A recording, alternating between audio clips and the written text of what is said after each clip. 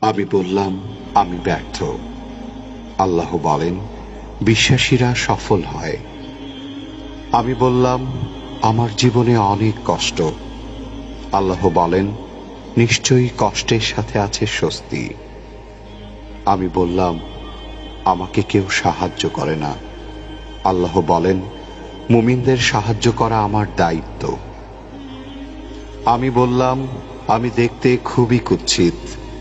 আল্লাহ বলেন, আমি মানুষকে সৃষ্টি করেছি সুন্দরতম আকৃতিতে। আমি বললাম, আমার সাথে কেউ নেই। আল্লাহ বলেন, ভয় করো না, আমি মুমিনদের সাথে আছি।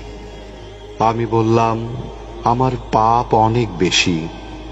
আল্লাহ বলেন, আমি তওবাকারীদের ভালোবাসি। আমি বললাম, আমি সব সময় অসুস্থ থাকি। আল্লাহ বলেন, আমি কোরআনকে রোগের নিরাময় হিসাবে পাঠিয়েছি।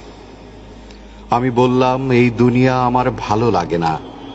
আল্লাহ বলেন, তোমার জন্য পরকাল, ইহকাল অপেক্ষা শ্রেয়।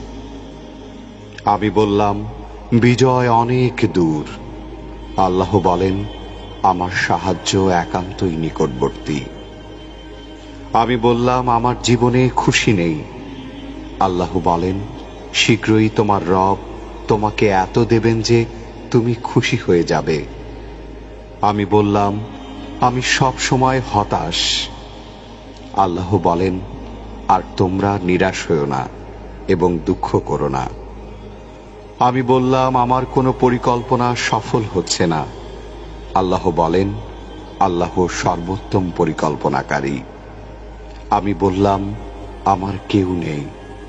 আল্লাহ বলেন, যে ব্যক্তি আল্লাহর উপর ভরসা করে তার জন্য আল্লাহই যথেষ্ট। এত নিয়ামতের ভাণ্ডারে থাকার পরেও সন্তুষ্ট চিত্তে আমরা আল্লাহর নিকট শুকরিয়া জ্ঞাপন করি না।